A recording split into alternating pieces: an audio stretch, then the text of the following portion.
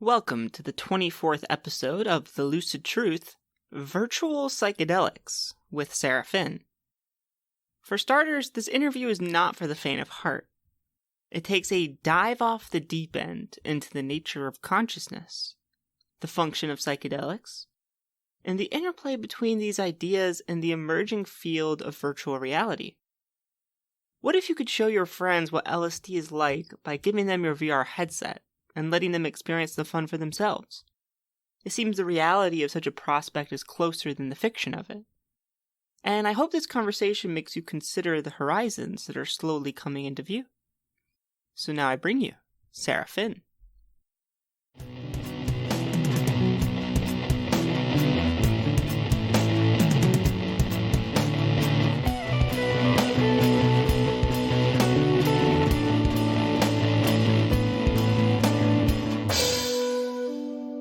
Thanks for joining us, Sara.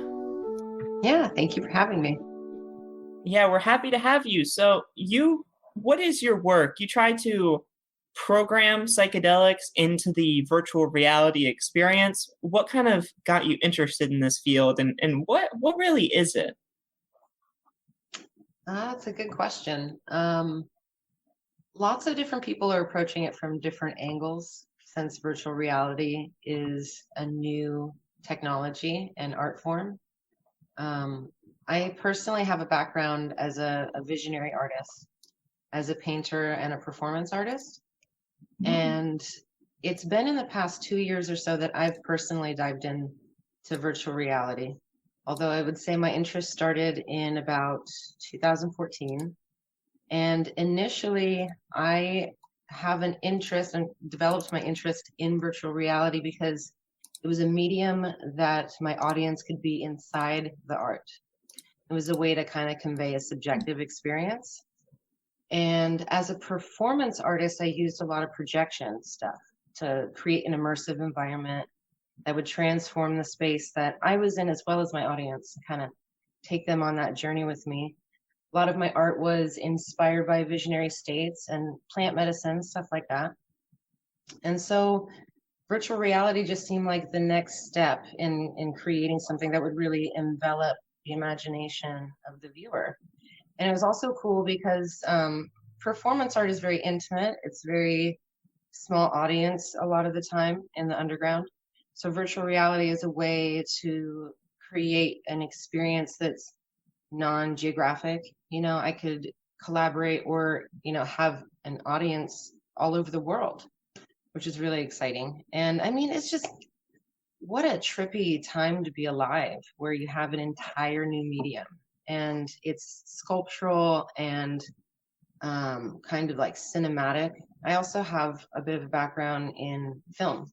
I studied it in college and, little bits as an amateur filmmaker in high school. So virtual reality is the first medium where I can take all of the different previous mediums that I explored, whether it's like filmmaking or costuming, performance art, illustration, painting, sculpture. So it was kind of a no-brainer for me as soon as the technology became real. I'm also kind of a big sci-fi nerd. So it was an opportunity to like live one's dream. So I just jumped in. Yeah. Nice. That's awesome. To expand on what that means. I feel like the technology, as it grows, will change the texture of what that means. Obviously, whether it's like direct brainstem in the next couple of years, who knows?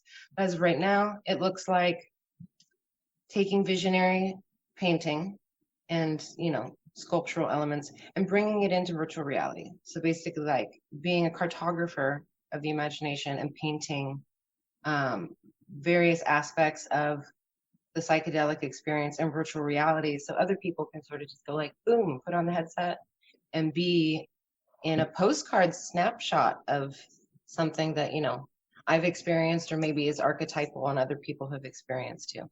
So that's kind of in a nutshell, like that the synthesis origin story into what that art form means. I see. So I gotta ask, is it against DEA policy to make a virtual psychedelic, or do you have a license for that? That's a cute question. I like that. I would like to think that we're that good. I think that it'll become a question when there's direct brain interface and you can just like mimic signals, which there's the beginnings of already, which is kind of cool. Oh, sign me up Yeah, for that. right. Me too. I'm like, woo. I want to sign Yeah, up for Gallimore's thing in the future. That'd be cool. But yeah, that would I be. had an interesting conversation with a professor of mine and friend, Ralph Abraham, and I felt really naive for asking the question. But I think it's this interesting threshold between what's considered representation or like symbolic of an experience or an object or whatever in art, and then what is the direct experience, and will art ever transcend that, stop being representational of like a state or an experience, and like infuse the viewer with the direct experience of it, you know? And maybe that's something that is down the line, like with direct brainstem kind of simulation art, whatever it may be. On some level, like haptics in VR are a form of representational sensory physics, right? So I was just kind of curious in terms of like being a visionary artist and trying to replicate these experiences. Where's that threshold between representing the subject and like transcending and then kind of like becoming the experience and being able to just imbue it in that way.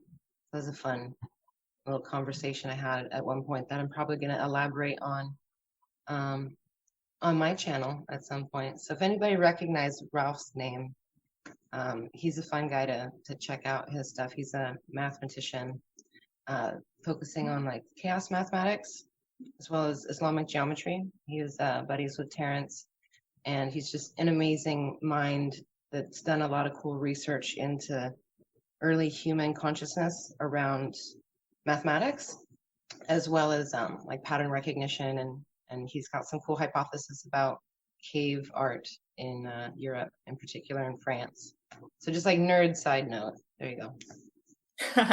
That's interesting. I have my own little theory about, you know how Ancient Aliens says that cave drawings are examples of aliens coming to wherever the cave is and being here physically.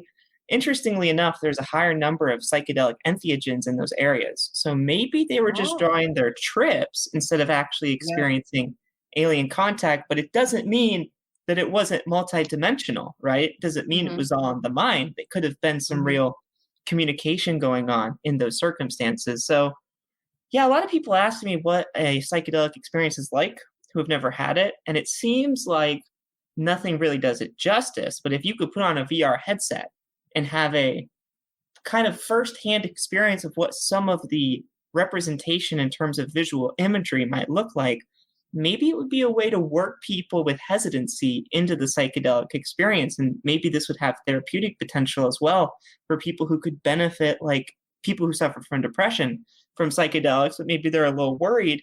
Have you ever thought about maybe this being a gateway into the psychedelic landscape for people who've never had it before? Oh, well, sorry about the pause. There's just it's such a potent moment. There is a new wave of people in the virtual reality community who have seen that potential, and rather than just looking at it exclusively through a psychedelic or plant medicine oriented lens, it tends to be just like consciousness expansion, which is cool. There's Hmm. definitely a huge branch of that that has a psychedelic plant medicine flavor to it, and obviously I particularly honor that part of the lineage. But there's also a lot of really wonderful guided meditation things that are being developed from multiple camps and startups. And they all have unique approaches to it. And in a way, I feel like it dovetails really well with psychedelic medicine because there are folks who might have a meditation practice or perhaps they don't. And uh, for them to be able to have access to tools that let them start that consciousness sort of journey, whether it's just simple breath work or meditation or like ecstatic dance or there's any number of cool things, right, that are kind of like aided by the active visual component of VR. Just that you don't have to, like guided meditation, for example, you could be in any number of places and you don't have to use your imagination. Some folks have aphantasia and they cannot imagine a guided meditation landscape. And, it just gives people a new toolkit. And whether or not they use that toolkit to explore other modalities outside of VR that are maybe plant medicines or other things, I think it's just really interesting because to me, on a personal level, I tend to think of psychedelics and virtual reality as two sides of a psychedelic umbrella, and just bringing it back to the root of the word psychedelic, mind manifesting, right? Virtual reality is another way of mind manifesting. And I know that so many people have reservations about the way virtual reality can impact society as we integrate it. Has a lot of potential to be damaging. But I think that emphasis, there's this little nerdy quote that I have floating around my mind quite a bit these days, and it's what is it? Genre is emphasis. So you could tell any story in any number of ways, and the genre is determined on the dynamics that you emphasize, right? Whether it's like rom-com or drama, psychological thriller, horror, there's all these like slight things. You could have the same cast of characters, the same general thing happens, but it's the take on it, the emphasis that makes it like the lens it's colored through. And I think it's really important for us at this juncture in virtual reality to appreciate the technology for what it is in a neutral way, and to be completely aware of the entrappings of its predecessors. And that relates heavily to psychedelics as well as other drug culture in terms of addiction. When you look at video game culture, anytime you have something that can kind of like rewire your brain with dopamine hits, whether it's a video game or social media or drug use, or anything that gives you that super stimulus hit, has the power to suck you into a cycle that's unhealthy. And having seen that in the consciousness movement or the psychedelic branch, or seeing the downfall of drug use in the 60s, and then it was sort of critiqued in movies like Fear and Loathing in Las Vegas, The Work of Hunter, that little monologue at the very end of the movie. So with that kind of retrospective, looking back at all the moments that we've made these consciousness pushes, there's or technological pushes with the internet or social media, we have to be careful. And so I think that VR and psychedelics are really complementary. And I also think that we have to recognize that virtual reality helps us prototype reality. So the games that we play rewire our brains. So we have to choose wisely what we play. The same way that like kids, like they play make-believe, and some of those dynamics inform their socialization. And even though we don't want to admit it, it might be more subtle than like moms in the 90s pretending video games were the reasons why school shootings happened, right? It's much more nuanced than that. But one of the spiritual reasons why I got into virtual reality was because I saw how powerful and magical and psychedelic it is, but I also saw the potential it had to really harm humanity and be a distraction, because like we really need our volition and waking dream right now. We really need people to be present with like the hard moments and not give in to escapism. So for me, virtual reality is not escapism, just like psychedelics is not escapism. It's about like being strong enough to be ultra present with the like wacky unknown nature of the cosmos moment to moment. Sorry, like rant so long, but that felt good. Thank you. Yeah, no, that's very interesting because we know it's going to affect us somehow in the future. We know it's going to have some level of influence. And if we are aware of that and conscious of it, we can choose how it's going to influence us. It's like in terms of free will, I've always liked this example. If you see the universe is pulling your strings, you can pull yourself up by your own strings. And then you can kind of control the nature of your reality with free will. So, in that kind of sense, if we realize that VR in the future has this potential to negatively affect the progression of society or positively affect it, we want to be on the positive end of that. So, working into integrating things like plant medicine and psychedelics seems like one way to do that because they have such a positive vibrational resonance already that it seems like that might be able to carry over from the real world, which benefits people with psychedelics so much, into the virtual world. Although it seems like that's kind of a complicated transition. So, do you think that psychedelic therapy within a VR landscape is something that's possible? It's not only possible, it's already being designed and tested and looking to be implemented within the next year and a half to 2 years on multiple Oh, fronts. In Santa Cruz as well as Oakland in California, it's been decriminalized to the point where you can do psychedelic therapy, which is really exciting. mhm. Um, it has its own stipulations, and so anybody interested in that should definitely do their homework, etc. But I think that it's complicated. It's not necessarily, 2 plus 2 is 4. Right. I hate using that metaphor, but it's already complex in reality with set and setting, and then you put somebody in VR. VR has a lot of unique effects on people's physiology, even when they're sober, and a lot of it has to do with the pupillar distance between the eyes when you put on the headset. If that's not properly aligned for a person, they can experience that vertigo feeling and nausea quite quickly. So there's all kinds of things to keep in mind and it's not just, pardon me, backtrack. It's not just something that you can have them adjust on the dial and be like, oh, if it looks good, then you're there.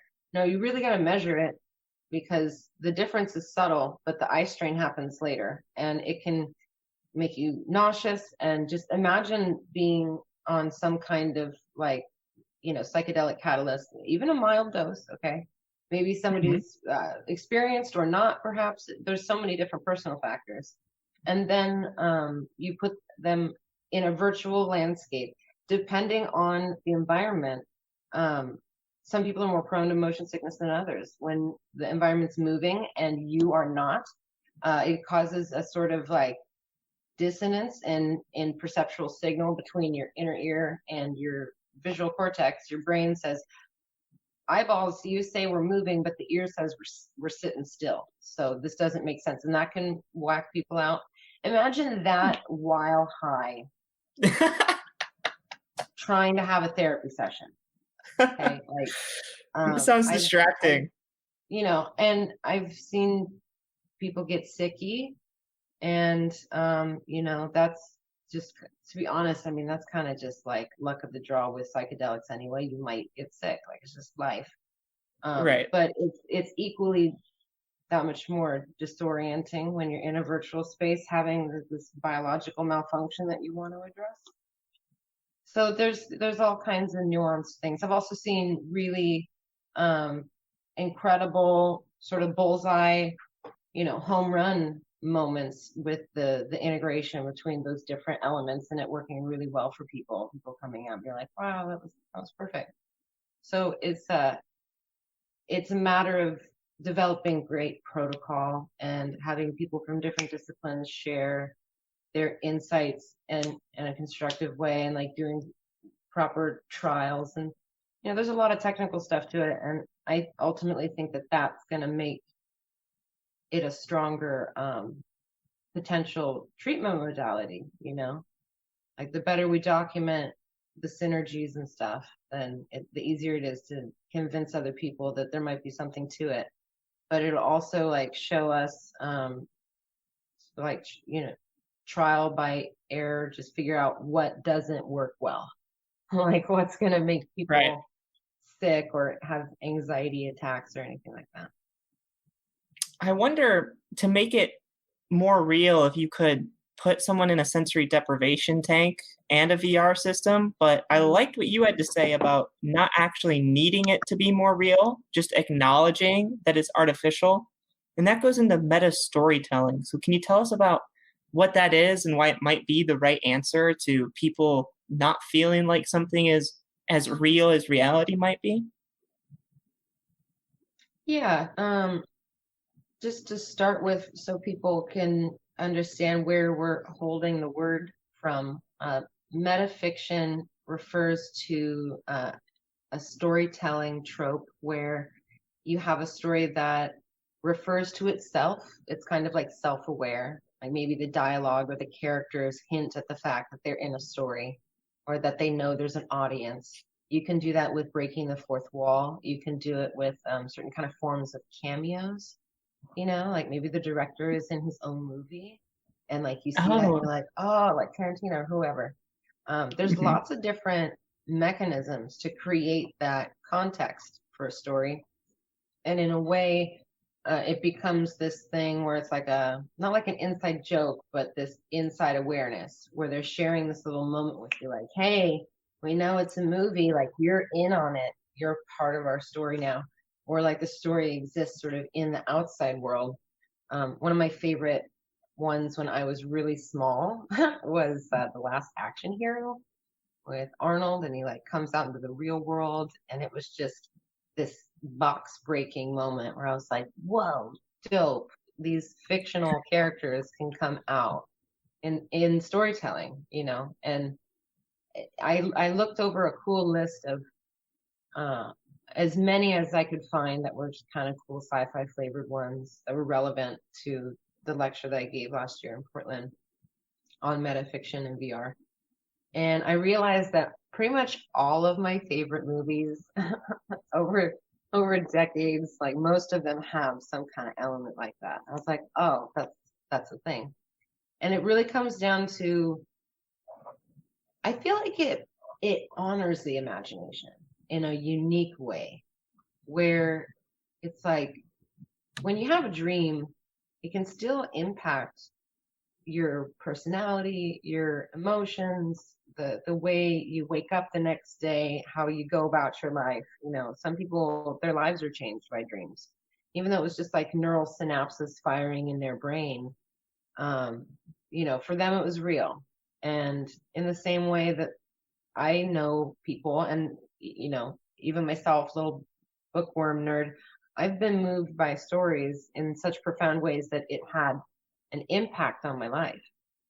And it wasn't changed by the fact of like how deeply I was suspended in disbelief by the story. I know Narnia is not real, but as a kid personally, I made believe so hard that Narnia was real because it gave me strength. Some of us use the prototyped heroism of fictional characters to kind of like give us strength when we don't have it otherwise. And so like we learn to write our own reality by seeing the way characters rise to their own occasions. We live like a kind of soft life sometimes, in the West in particular. And we have our first world problems, we have our domestic problems, whatever they may be in life, school problems. But I am a really firm believer of the permeability in like spirit of storytelling and like real world leadership and heroism and humanitarianism, even something like entrepreneurship. I know people who transform other people's lives daily because they've tapped into that ability to write their own story. And so that's what I like about metafiction. That's what I think is important in VR. Because then when you like go into VR, you like honor the experience as an extension of your mind. It's like a dream. It's like a digital dream that you get to sort of explore this invisible infinite horizon. You know, here's a silly example. I give myself away. I just turned 34. I was born in 86. So I was one of those kids that was in the first teenage generation to experience AOL chat and like Google search and just all these basic things that are part of everyday life that the generations who are younger than me, it was something that was there as they came into awareness. You know, I was like the last generation where like we remember pre all those things. We remember MySpace and Friendster for Christ's sake, before MySpace. And so seeing all these like layers of digitality, like I'm just gonna pretend digitality is a word now because it sounds cool. It counts for me. All these onion layers, right? Just in the past 10 years or so. These representational things become kind of fabrics of our culture and the storytelling and who we are and all this stuff. And I feel like when you go into VR, it's a new real estate culturally of the imagination, you know, and it's like a remix board that you can pull stuff out of into the real world too. It's like I was saying, prototype reality, or kind of like create a maquette. The art folks will know that, you know, a maquette is kind of like a sculptural thumbnail for a larger sculptural piece that somebody will make. So they'll make like a tiny version of a thing, and you know, it'll be the mock-up for the larger thing. I feel like VR is going to change the way our brains think about math and science and chemical engineering, socializing, job training, everything. It's the new computational medium, just straight up. We thought the internet was nuts. This is nuts. Okay, and even people who don't want Elon Musk's Neuralink plug-in thing, which like bless them, that's very wise. But folks who don't want that, you know, there's going to be stuff that is non-invasive. So you can like put on the headset and have an interface that doesn't require holes in the head, that can have haptic interface and expands on your ability to understand physics, understand chemical bonds. You know, I got to prototype several pieces over the past 2 years at various conferences, and a lot of people in the industry are eager, and so they think it's been slow. They kind of cry their cute crocodile tears and they go like, oh, why isn't it faster? Meanwhile, someone like myself who has seen such a fast acceleration with just the 10 years, you know, the internet has been a culturally integrated thing that's not just for nerds, you know, but that it's everyday on everybody's lips kind of thing. That the new natives going into it, like we're going to seem like Stone Age creatures. You know, I don't know. I'm getting off on a tangent, but I think the reason why I'm such an evangelist about it is because I see that it's going to transform the way we share information on a level that rivals the printing press. So, woohoo! That's exciting. Yeah, it is. It's honestly very exciting. And if you look at stories, right, and how they work, they influence people through modeling. And if you have a really good story, usually it has a good hero or a good lead character that someone can identify with. And normally the archetype of the hero influences people in really important ways. Kind of like you mentioned, it can have leadership properties, it can have entrepreneurial properties, and it often has this association with some form of free will, some form of taking destiny by the hands and writing the story of your life in a book that you write yourself, instead of one that's written for you. And you can see that in a lot of places, but it has a little bit of a weakened influence through the medium of being something you're watching on a 2D screen or something you're reading in a book outside of yourself. But if it's something you're actually experiencing, something that you're living within in a virtual world, it might be able to have a more powerful influence in terms of the person experiencing it. It seems to me as though the hero's myth worked really well for us in the past because it aspired individuals to sort of like, collect themselves and have pursuit of like destiny or whatever. But the things that are missing from it is the story of the interactions from a different context. So you get like the old man, right? The Yoda, the whomever, the mentor. That's a common thing. But it's not really told from the perspective of the old dude, right? Or it's not like if you have some maiden up in the mix, like it's usually pretty lame and one-dimensional and sexist or whatever, but it's not really told from like maiden's perspective. What I really think is that when we rework the hero's myth, which a good friend of mine likes to talk about, the twin hero archetype, or just like kind of the dynamic duo, not quite like buddy movie, but just where it's the two who create this thing together, and not in a romantic dynamic, just like more like a yin yang kind of thing. Yeah, I guess I am gonna go like Batman Robin. We can do that. It's okay. Yeah, just like the duo dynamic rather than the mono dynamic. But I like this idea of it just being network, right? Because there's so much richness to honoring the context of the other perspectives. And there's like, all of them are their own little heroes, right? So some of you guys might have heard of Lewis Lowry's The Giver. It's kind of a classic of the public school education curriculum. It's a sci-fi for young adults, and it's about this old dude called the Giver who like psychically holds all the collective memory of this utopian society before they had their weird social revolution turnover to this like faux utopia. And so he knows what the world used to be like. And there's one person in the community who takes on the memory after this person like ages, and it's time for them to let go of the memory. And that's why he becomes the giver. He gives the receiver the memory. The receiver becomes the receiver of memory. And I feel like that was a really unique story. That, yes, this Jonas character is a hero, right? And it's the hero's journey. And obviously the old man is the old man.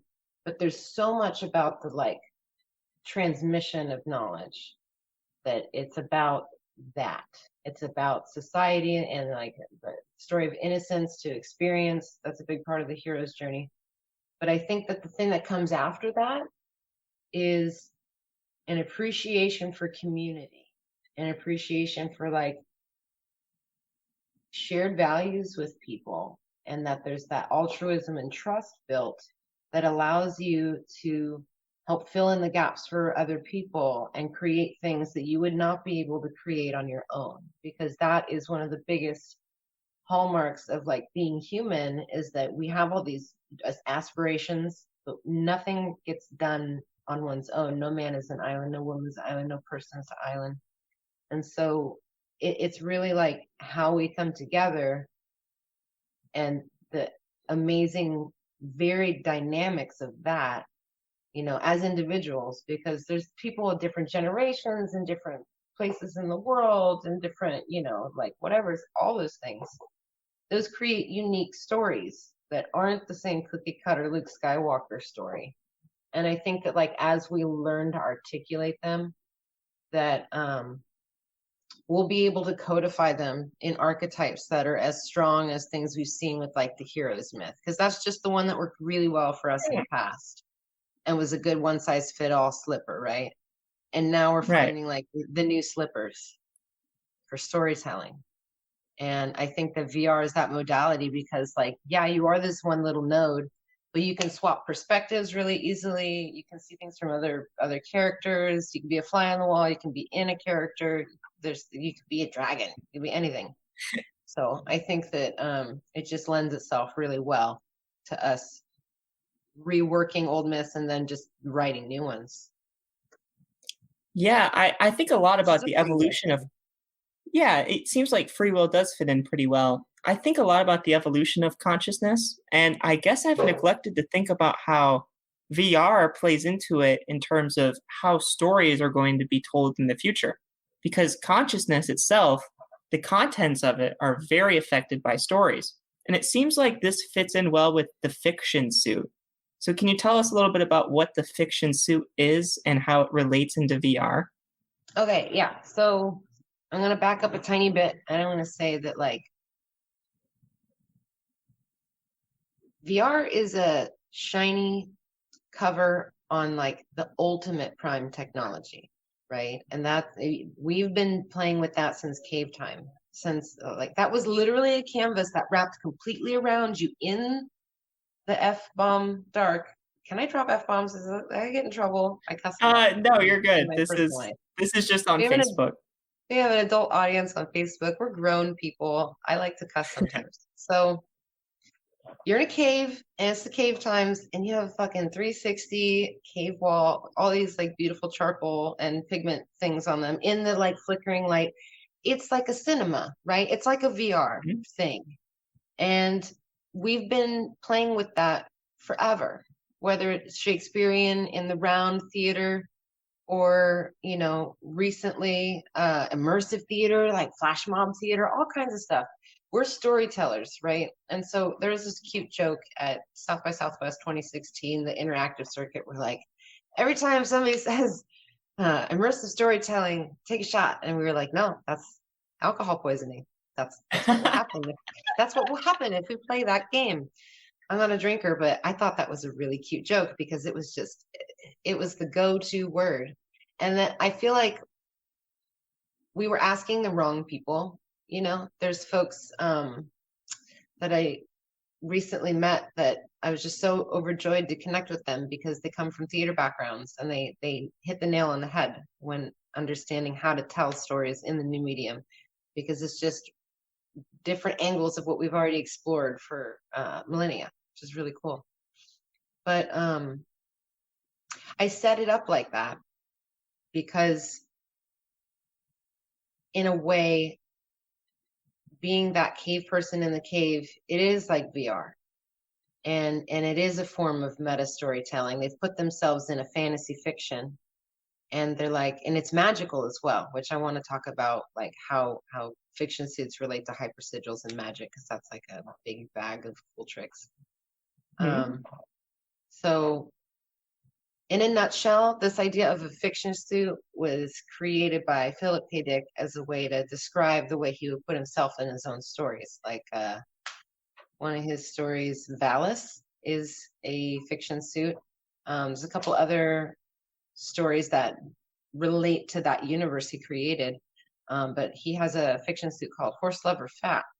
And Horse Lover Fat breaks down to his name in the sense that Phil is horse, and then Kindred, his middle name, Lover, that's what the K is for in Philip K. Dick, and then Dick is fat. So you have this character with a deconstructed name of the author that is a safe place for him to sort of create a sandbox of his own mystical experiences. It's a way for him to be like, this happened to me, but there's 1 degree of separation, so it's more comfortable to talk about. I can be more explicit and not feel like I'm outing myself as a lunatic. That's what he did personally in his work. But you see this archetype, this concept of the author taking themselves and putting them into a fictional character and entering their work is also something that it happens with Grant Morrison's The Invisibles, which was a series in the late 80s and early 90s that inspired The Matrix. And I mean, that's contested a little bit, like all the hardcore nerds know it's true, and you can see it if you check out both works. Grant's pretty sweet about it. He's like light-hearted, easygoing, crazy dude, so he doesn't really care much, which I admire, because a lot of those ideas are very universal, you know. So in his work, The Invisibles, he made himself into a character called King Mob, and he's like the bald guy with glasses. So he's essentially Morpheus. Morpheus is Grant Morrison, guys. And so, and when he wrote The Invisibles, there's a chapter where King Mob gets really tore up, right?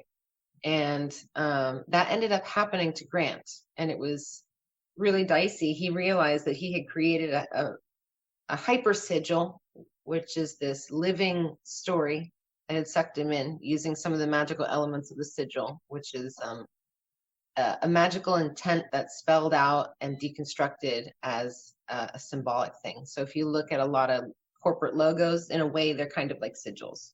The way the M for McDonald's is just like a broken down McDonald's, right? It's just like M for McDonald's. That's the basis of how sigils work. You can check out, some old school Western occult magic. Austin Osman Spare was a weird artist who did some sigil stuff. That's pretty easy to see the mechanics of it when you check it out. But so these people have basically had this realization that we write our own reality. We write our own story. And whether you did it by accident, like you're Grant Morrison, and you wrote your character into a corner, and then that corner happened to you, and you're like, wow, that was a fast feedback loop. I need to be careful with that, right?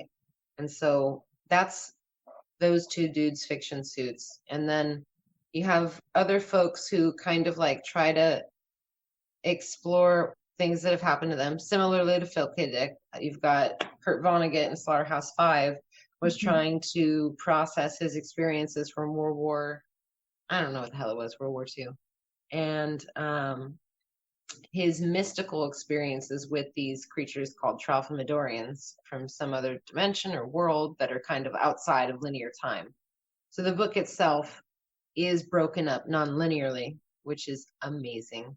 When I read it personally, I took it a step further, and I just would open the book at any point in the book and start reading. And I read it over a long period of time, like 2 months, until every part I had read overlapped one another. So it was even more scrambled than just the one time I initially wrote it. Because I just liked the convention so much that I was like, I'm going to make it really weird. But that was like a way for him to process something that was just so bizarre and outside of normal consciousness that he needed that degree of dissociation. But what I think that they've all discovered with those writing experiences is the mechanism, whether it's after the fact with like Kurt's work, and you can see it in the nonlinear representation of the story and the Tralfamadorians, and how he dies. Spoiler, sorry guys. Or with Phil, he was also trying to work with that material after the fact for the rest of his life. He wrote a several 1,000-page book called the Exegesis. I don't know how to say it properly, but he was basically he created a fiction. Phil created his fiction suit to describe an experience that happened in 1973, where he was hit by like this pink logos of information-rich light that imparted a bunch of weird experiences on him that he couldn't explain, but that definitely had undeniable coincidences that led him and like his wife at the time to think that there was something genuine about what had happened to him.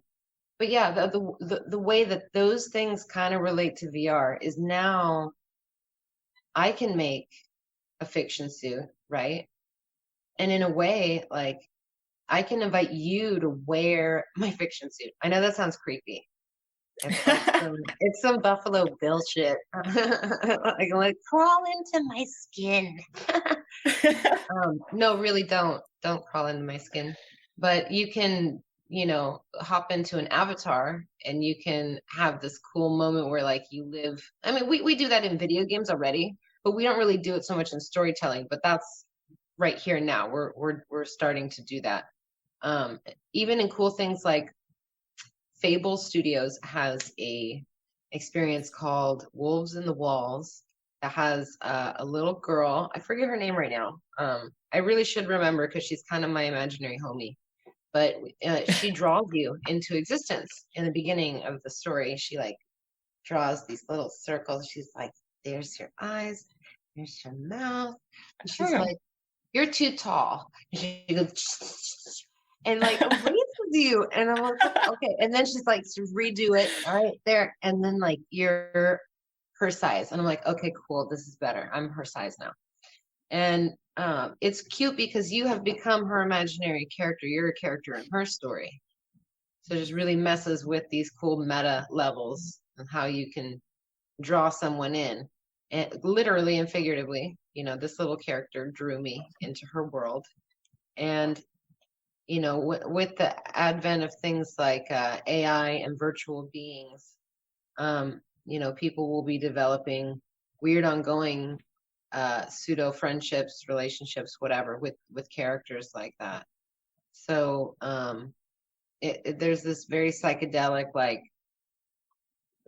porous quality of self, in a way, like you expand your idea of what self is by empathically interacting with not only, your own experience through somebody else's shoes in gaming or storytelling, but then also with these other characters that are like written by people or other people inhabiting avatars, or might just be AI very shortly, just be like scripted characters. There'll be artistic representations. Somebody wrote a personality. Yeah, it seems like a way to potentially develop theory of mind. People who suffer from autism spectrum disorders, they have a hard time with empathy. And so if you could actually make a training module for empathy within a virtual program, it might help with that. And I think this whole idea of the fiction suit has some interesting metaphysical historical significance. Have you ever heard of the tulpa before? A tulpa, a thought form? Yeah, it reminds me of that because tulpas are similar. They're conscious creatures they exist alongside your own consciousness, and they're the product of intention. And so if you could have one of these structures within the mind that you could communicate with, it makes sense that you could potentially program it into some kind of virtual world. And so Yeah. I guess that leads me into asking, what is a virtual being? Is a virtual being a AI with an avatar? Is it some kind of consciousness? Could it eventually be conscious? This is where it gets funny. There's a lot of different camps in this landscape, and I'm a spiritual person, but when it comes to this, I'm kind of like not knowing, right? So I'll be like, I'm agnostic in this regard. But it's something I give a lot of thought to, but I respect it too much to be arrogant and pretend like I know what's going on. I think that organizations of information exhibit patterns and can be engineered and structured in ways that are responsive to the environment and stimuli. I do not know what exactly constitutes consciousness. I don't know if you have like a complicated enough vector, if like consciousness arises out of that complexity, or self-reflection or self-awareness.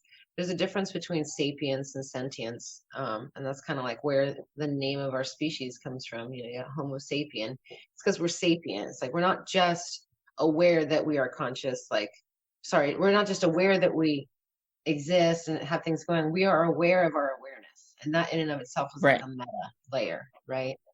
And so, I feel like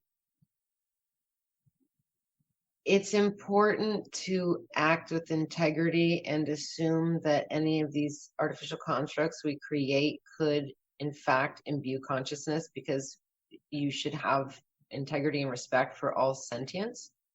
But I don't think that it intrinsically constitutes consciousness just because it like can mimic things. I've had conversations with like Phil the android, for example, and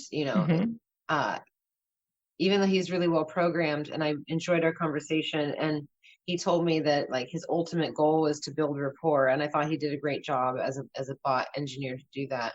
I don't actually know if there's any kind of like spark of actual awareness in there, but I'm going to give him that regard anyway. I'm not make believing or fooling myself so much as just extending it as a respect just in case, Yeah.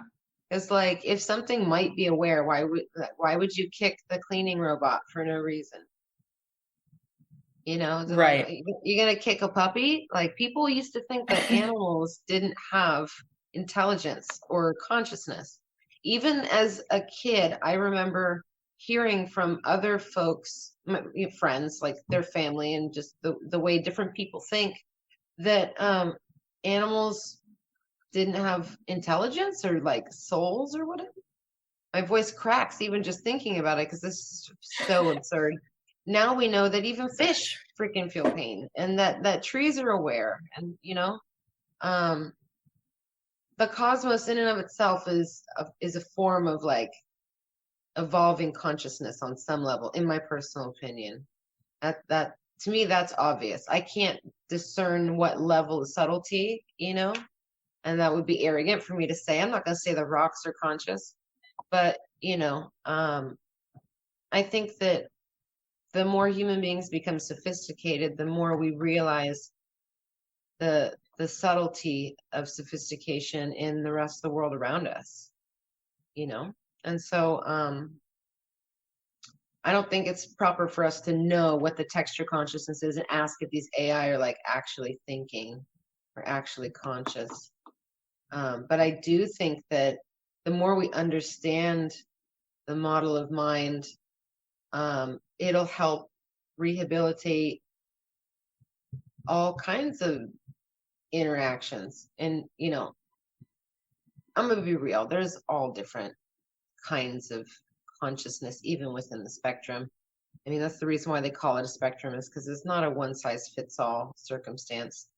And I've heard of some people developing things for autism, or just thinking about that in general. Hardware might be difficult to put on people's heads, but as it gets easier, it might be a good therapy. There's lots of children who communicate with symbols on their tablets because they're nonverbal.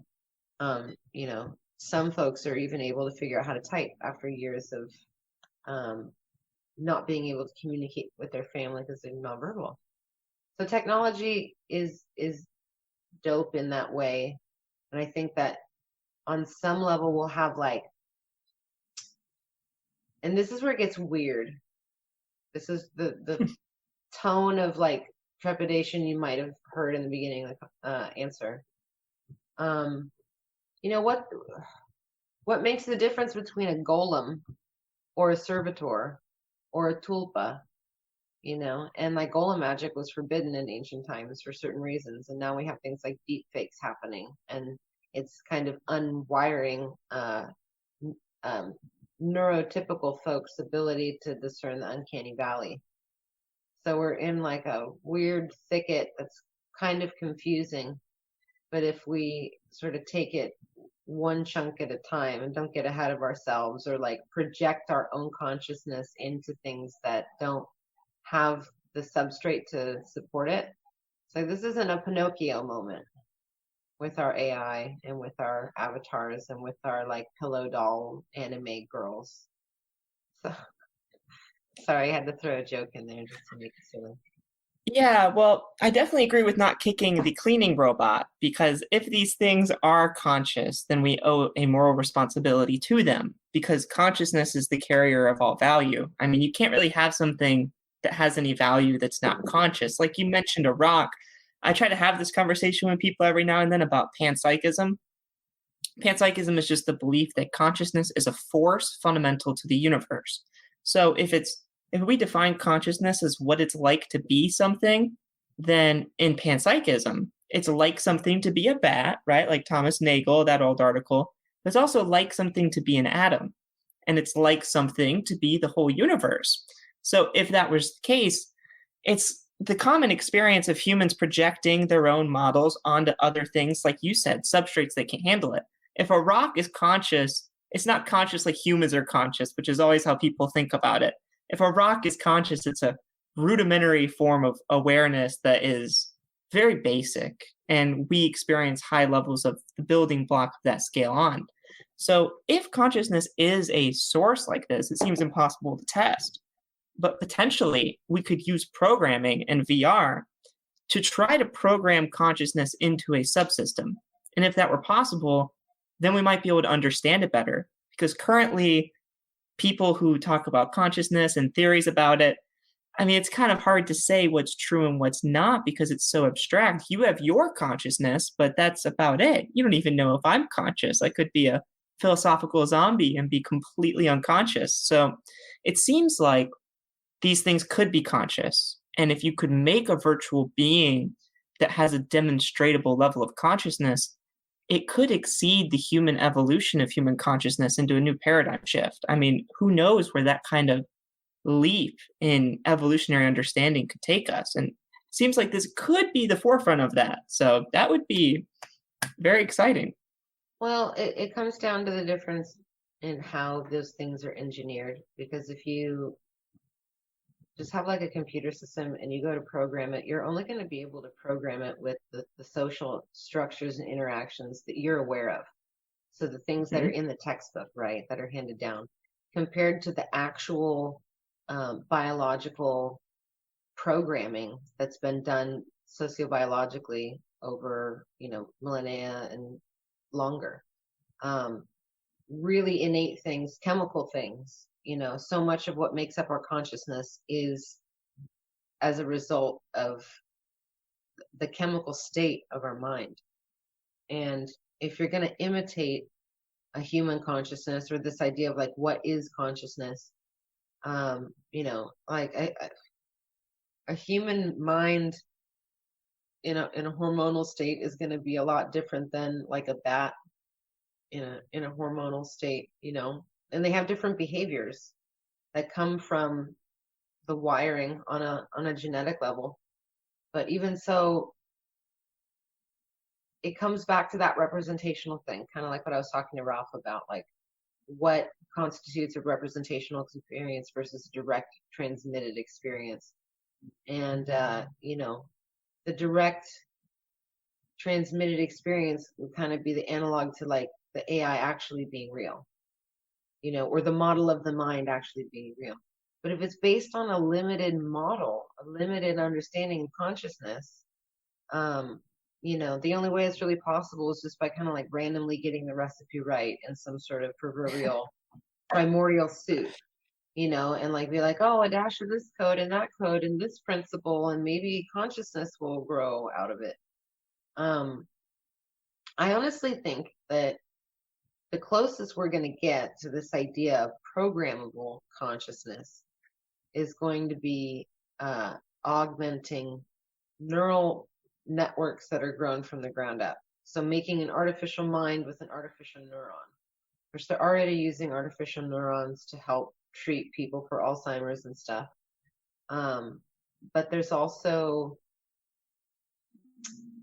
how do I say, like, yeah, if you engineer a number of designer neurons and then link them up and train them in specific ways to run certain kinds of functions, they're going to have not only the part that you have instructed them to do or sort of trained them by putting them by certain cells. Like if you put some heart cells nearby, it'll probably be like, yo, beat to this. Whereas there's a lot of other gene functions and programs, essentially, and protein synthesis software that is going to be present in any genomic code for like an artificial neuron or whatever, that we may or may not know what's going on under the hood. So I think it's just going to be like an extension of us being like, all right, we have the car is our biology, and we want to augment the driver, the consciousness, right? But the consciousness is so much a structure of how the car is built. And I talk about this with this concept that I sort of like created, biomorphic empathy, which is about how consciousness imbues different morphologies, right? What it's like to be the bat, or what it's like to be the different creatures. And so if we're changing the car in order to sort of like change the shape of the mind, right?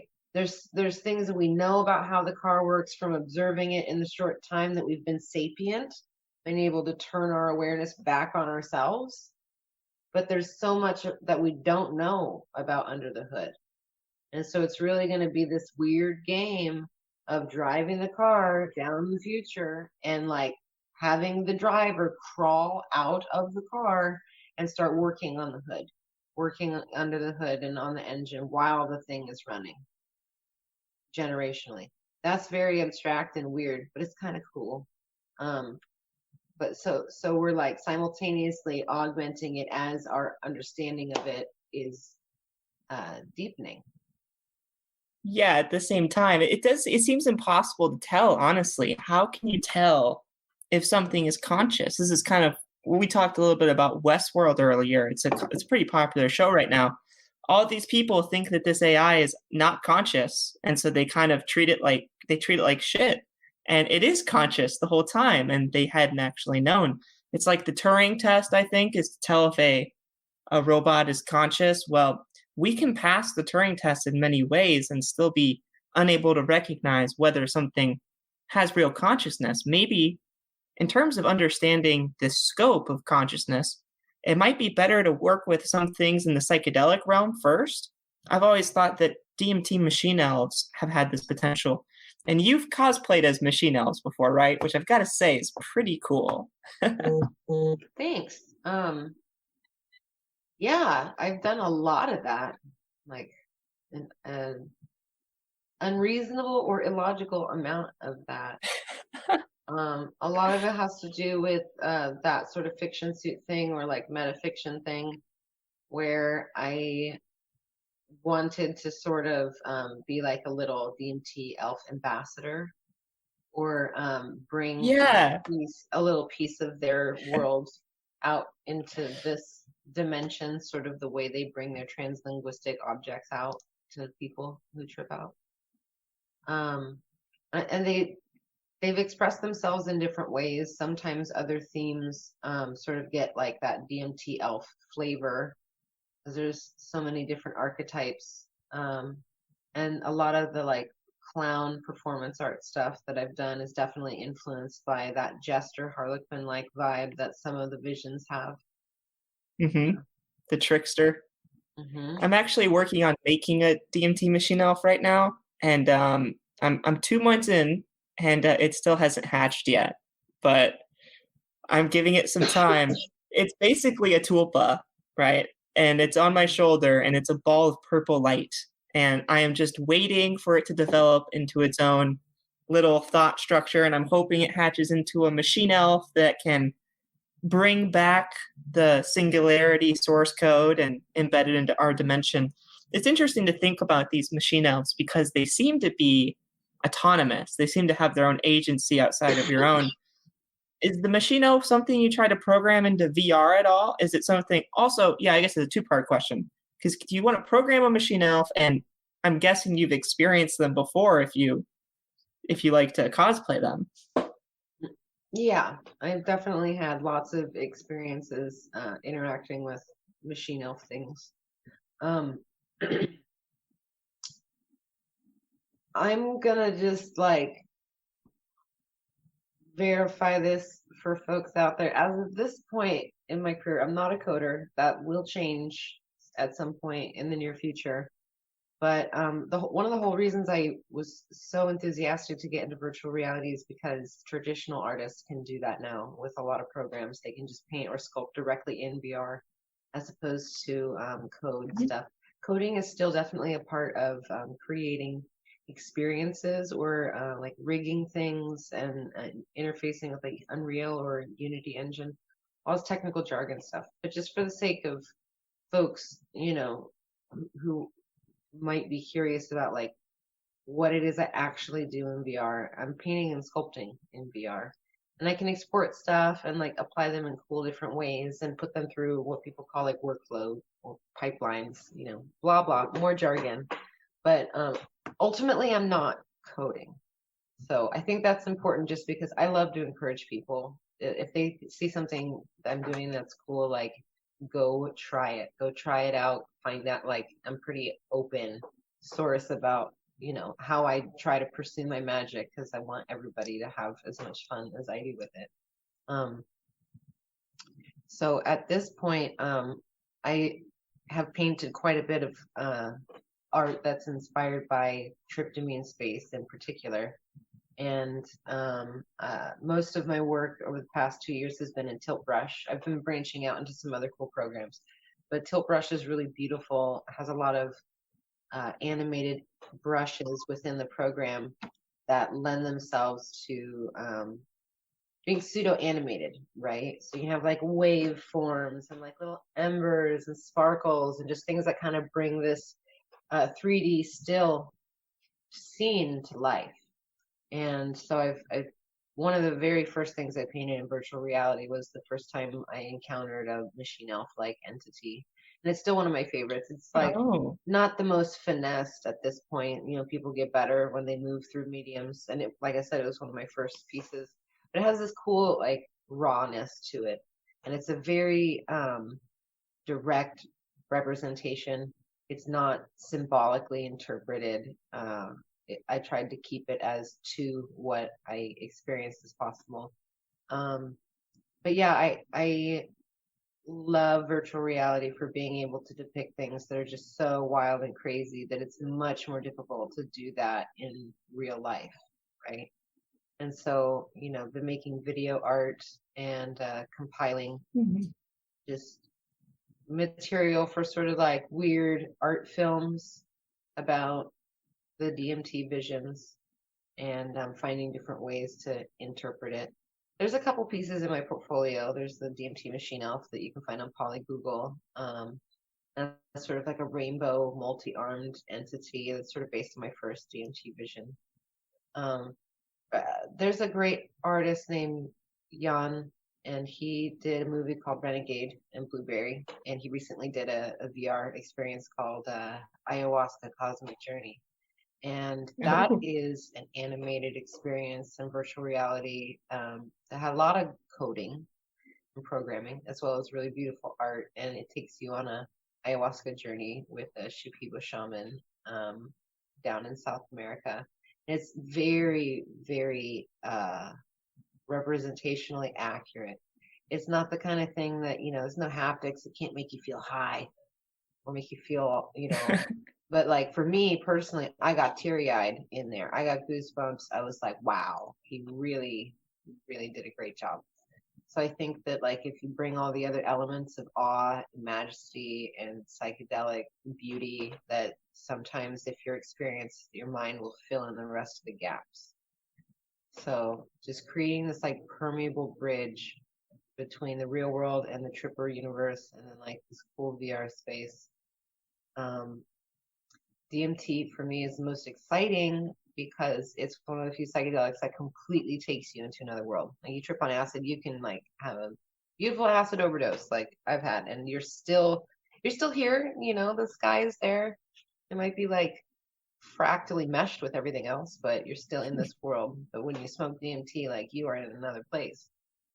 And VR as an art form can emulate that in a really dope way that like a movie or a painting can't do. Yeah, I find that fascinating because people always talk about how you can't describe it with words, right? Or paintings or anything, but maybe this new frontier in VR will be a novel landscape to be able to express what it kind of feels and looks like to be on DMT. Or it's at least the closest thing I could think of outside of giving someone the actual drug and saying, experience it for yourself. Couldn't imagine getting any closer. Mm-hmm. Yeah, it's definitely some of the angles, but just representationally, which I think is close enough for a lot of people because it just gives them a handle, you know, like you were asking about earlier, like does that help people be able to approach something like that with a little bit more ease or less hesitation? I definitely think so, especially with DMT,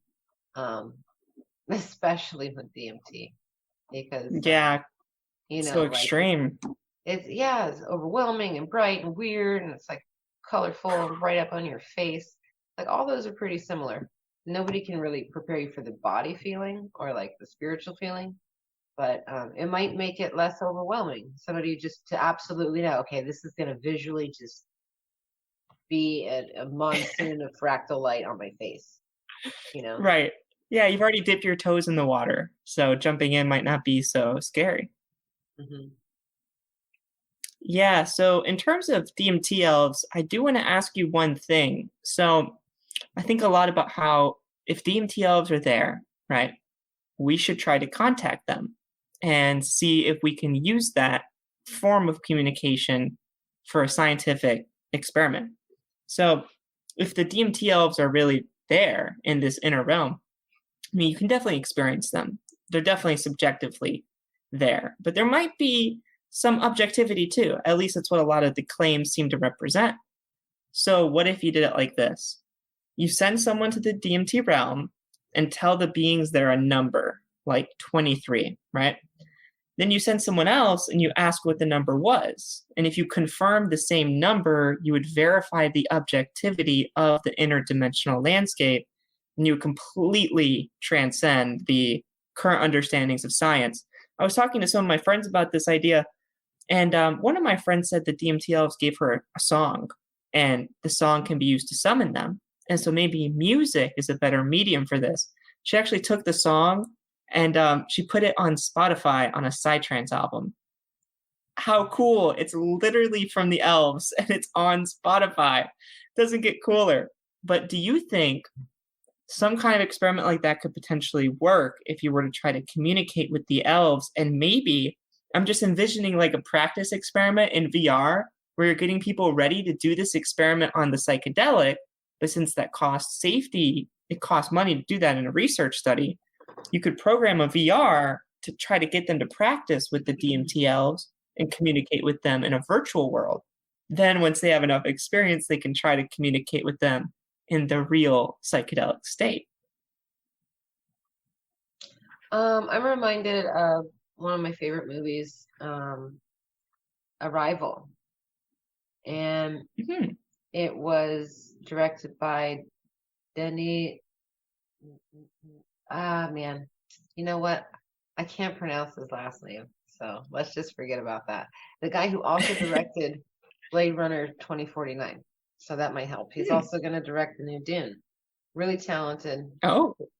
But this movie, Arrival, is about a linguistic expert who was brought in by the government to help them talk to these aliens that have showed up. And it's complicated because there's, the idea of 23, and there's the written representation of 23, and there's also the spoken sound of 23, and then 23? There's the neurological synthesis. I'm just using the number that you made reference to earlier. Oh, gotcha. I thought maybe it had deeper meaning I didn't know about. It's a very cool mystical number. 23 and 33 are really dope. But so if you have these different neural connections, right? So here's a dumb example.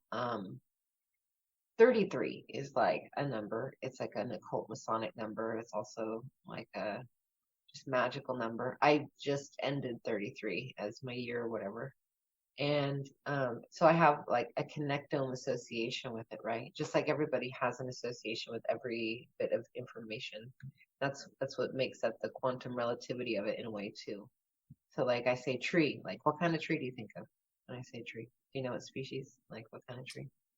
The first thing that came to my mind was a bark tree, but that's not very, very unspecific. But at the same time, it wasn't like a pine tree or like no, it wasn't like an oak. You had a specific tree. The same way that like you might have a favorite number. You might have any number of associations with any bit of information that you want to pass to a hyperdimensional alien. In particular, a hyperdimensional alien that like maybe can read all of those associations. So when you say 23 in hyperspace, maybe that thing gets like an impression of your 23rd birthday party, or maybe, maybe you're born on the 23rd of a month. Any number of things, any parts of the tulpa, perhaps, right? Any like construct, any kind of like construct you want to pass off, any translinguistic. Essentially, what you're trying to do is give a flat world translinguistic object to the hyperdimensional and have them hold on to it in a recognizable enough form for it to be passed on to someone else who enters that field of consciousness, right? But at the same time, like, this is the same problem that comes down to creating a universal brain language. So, it's like you have to have that universal brain language, UBL. Yeah, let's call it UBL. Yeah. That's cool. I like it. Is But that kind of what you mean by talking in their language? Because that was my friend's idea. That's why she said we should use the songs that they gave her, because that's well, what they speak in. those songs are Icaros that the ayahuasqueros, have, that are essentially like cymatic, synesthetic, holographic information constructs that the shamans call the songs, right? The Icaros. When they sing those things, those were songs given to them by the plant medicine. And when you sing them, or the shaman sings them, like if you're tripping balls with everybody, like you'll actually see the song. And so all the Shipibo weaves are like actually songs. And so I think that they have the most sophisticated cultural interface with these beings of anybody. Obviously, they've been doing it longer than anybody. So I think that if you were going to do a geometric thing like 23, you might be communicating that in something like okay, so this is like personal, but I'm gonna do it anyway. One time on a Pharmaska trip, I had a moment where we just decided, I was communicating with hyperdimensionals, and we were like, let's clear the palette, guys. Let's just like white slate, because I have a tiny monkey brain. Help me. And so then white. Okay, complete empty white room, no seams, no walls, just a big white bubble. And I'm in there, and I'm like, all right, clean signal. This is nice. Like, send in the hounds, And so like I saw this little Cocopelli dude, and he's in the corner, and he's doing this thing that I do with my cat. Well, bless her heart, my cat has passed, but she was dope, and she's a very smart little alien ambassador buddy. She taught me how to talk to all kinds of consciousness, and so like I taught her that pointing is me indicating like I want to like communicate with you about this object. And it's very difficult to teach animals in general. She was a smart ass, and bless her heart for it. And so, had this little pointing thing with her. I'm like, Luna. And so this little Cocopelli dude, this hyperdimensional entity in my Pharmaska trip, was using the same kind of technique to communicate with me that I use to communicate with my cat beyond language. And so it was like, it was pointing, and it was pointing, and it was like, I'm about to show you this thing. Here we go. And it pulled back this like fabric of the, white seamless room. And this big rainbow squiggle came in. And I had been watching some dope math documentaries the night before, because I'm just like weird like that. And I'd seen some really neat stereoscopic projection of 4D cell sets in a 3D dome, essentially. Which, like in layperson terms, like imagine, you're in the bathtub and you got a bunch of bubbles, and all the bubbles are connected to each other. Well, all the cool connections, the axes of those bubbles connecting, they make a bunch of different shapes with one another, right? And like that, those intersecting shapes are considered four-dimensional spaces within the 3D universe that we're aware of. It's cool, right? Woo. So when you have this hyperdimensional entity lifting up this like white curtain and letting in this squiggle, the squiggle arranged itself on the surface of the inside of this white dome the same way that these four-dimensional cell sets stereoscopically project themselves on a 3D dome. And because I watched that cool math documentary, it kind of helped like frame my brain like, oh, that's kind of like what you're seeing right now.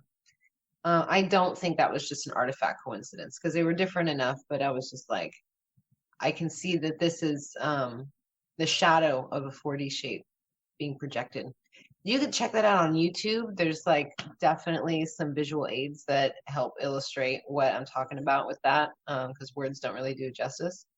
Long story short, that squiggle of rainbow shit, pardon me, looked just like beautiful Shipibo embroideries. And so I was like, oh, this is sort of synesthetic geometric representation of these like hyperdimensional shapes passing through my consciousness. So I think that if we want to, your friend's right. Like, we need to observe the way information is encoded there, not only just spatially in a 4D, 5D, whatever DMT dimension whatever number they're working on. But yeah, I think that the pattern recognition as well as information theory are super relevant. Like, we not only need to look at it like weavers and fractal nerds and pattern nerds, but we need to look at it like physicists too, and look at how the information interacts with itself, each other, and the consciousness that is like imbuing or imparting it. And that will give us an idea of how we can pass information to them, because like the medium's the message, right? Like, we do information so many different ways, even in these 3D dimensions, that like I kind of laugh at, no offense, like I'm almost an old bag at this point. Like, I'm a middle-aged tripper, and I've always told myself, like, question everything you think, like you do not know. And that's not a bad thing, but always like change your model with new information. But those are the two, like, I'm really glad you brought them up. Like, it's very difficult for me to impart how important it is for people to not make assumptions about two really important points in life in the future. One is AI is not necessarily conscious. Act like it is out of respect and integrity for it, but it's not. It's like, don't assume that it's conscious just based on your poor understanding of what consciousness may be. And that's everybody. So that's a proverbial everybody in humanity's poor understanding of what consciousness potentially is. And then the second one is, don't assume the DMT elves are real or conscious, but you can operate in a scientific way to investigate whether or not they are. And if you're going to do that, don't be so naive as to think that like you can just bring in your number 23 and it's going to work.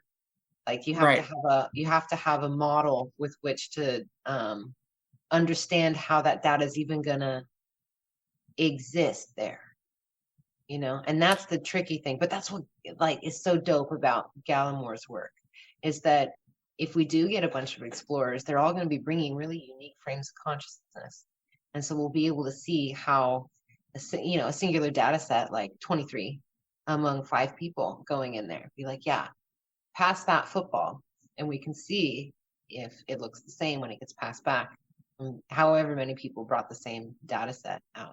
So designing for that kind of inquiry will be really cool, and it'll take a bunch of different disciplines, but I do think that it can be approached with some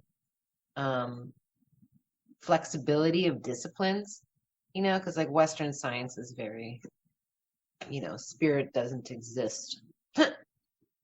But yeah, it's almost religious to a certain extent. But in terms of the songs, I had my mind blown recently, because I was talking with Robert Wagner, and he wrote the book Lucid Dreaming: Gateway to the Inner Self. And lucid dreaming is interesting in and of itself, because it can be tied pretty directly to VR. It's like your own little world that you can have at your disposal, so long as you don't get too excited and wake yourself up.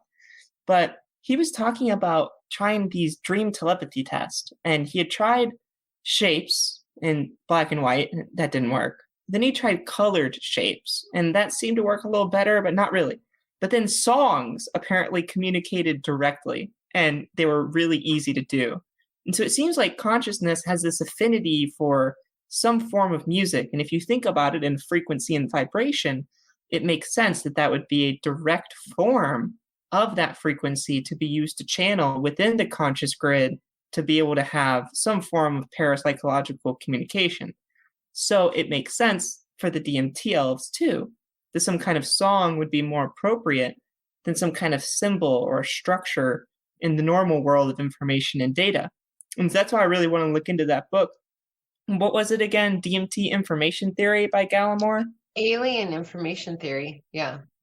Alien Information Theory. Yeah, I'm going to have to hit him up, because that sounds like he's been giving this some thought, and sometimes I think I'm the only person thinking about this kind of thing until I talk to people like you, and I just kind of say, hey, who else is thinking about this? It's more people are working on it than you would think, I think. Cymatics are a really relevant part of this equation, because it's the way vibration and sound organize matter in patterns in various dimensions.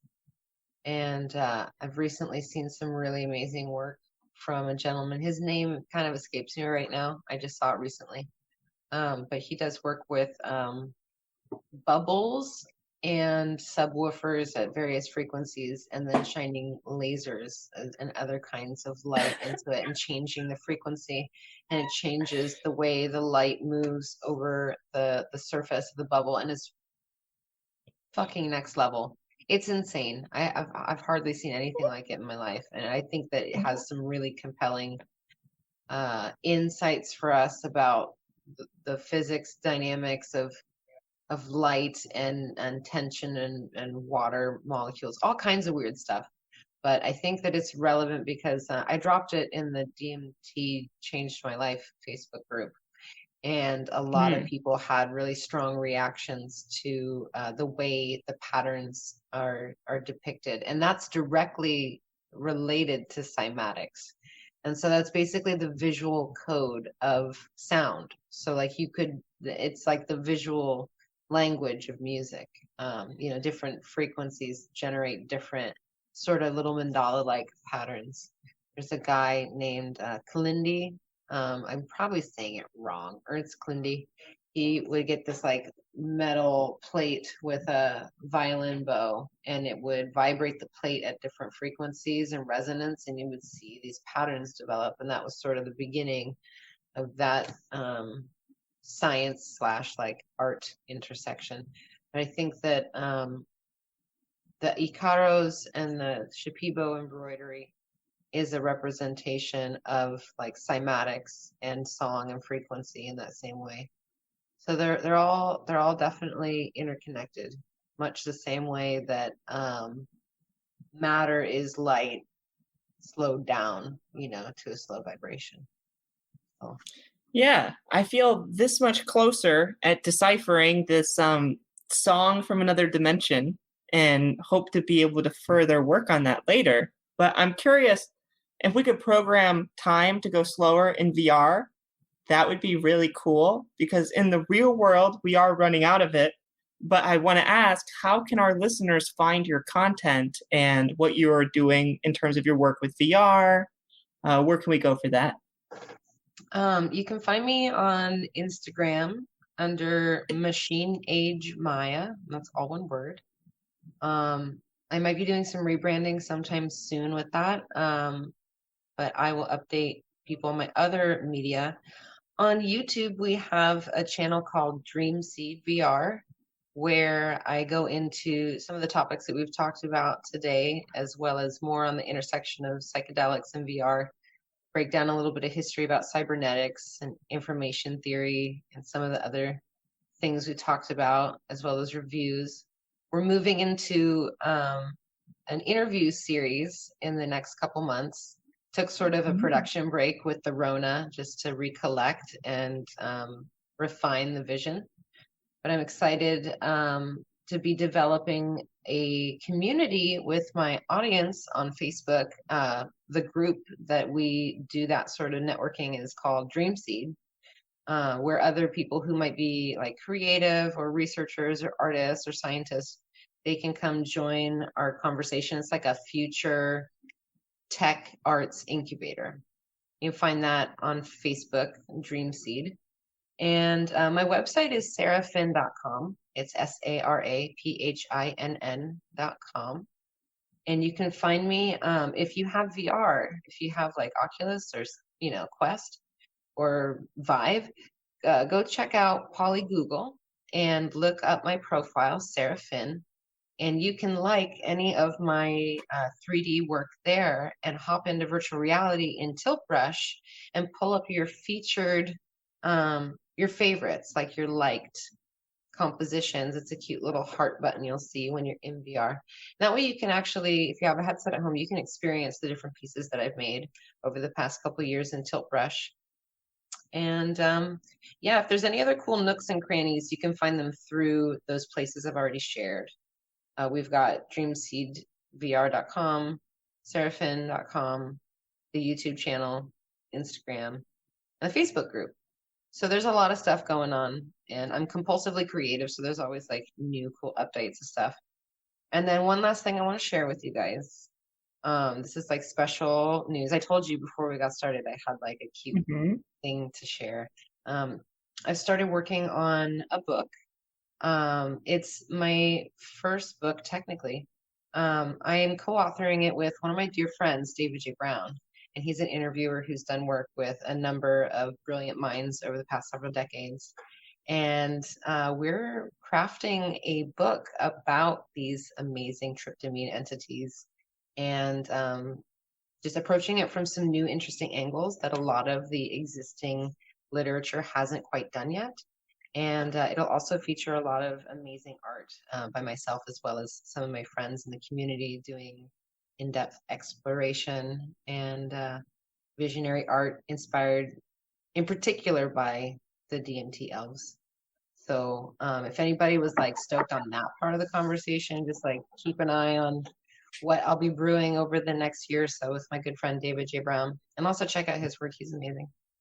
But it's such a treat to get to hang out with you on your show and talk about things that we're both like really interested in.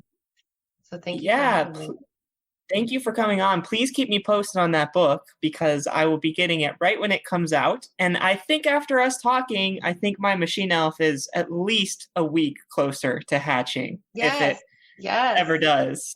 So I'm not totally sure, but I think it will. You'll have to update us when you're told that hatches. Yes, I'll be sure once it bursts through this beam of light. I'm kind of worried it's going to be mischievous, but yeah, I really can't wait for some of your new work. I'm glad we all know where to find you, and please keep making stuff in VR because I just got a headset myself, so I'm going to have to go look at some of the links you gave me. Awesome. I hope you enjoyed that interview with Sara. That was certainly one of my more interesting conversations. I've been thinking more about the integration of psychedelics into a virtual world since, and the implications of consciousness if it were able to interface into such a system. This would raise major ethical and philosophical concerns, and I'm curious to see what some scientists have to say on the potential here. Next up on the Lucid Truth is a guest who needs no introduction, Vermin Supreme. Vermin ran for the Libertarian Party nomination and got third place in the bid for the 2020 election, and is known for attending political events wearing a massive boot on his head, promising everyone a free pony if they vote for him. So I want to discuss the effectiveness of satire for spreading political messages and his views on psychedelics, among other topics. You can find the Lucid Truth podcast on our website, thelucidtruth.com, or on Spotify, iTunes, and YouTube. You can support it by sharing it with your friends, donating on Patreon, or following us on your favorite podcatcher. As always, thank you for listening, and I hope to see you for the next episode of The Lucid Truth.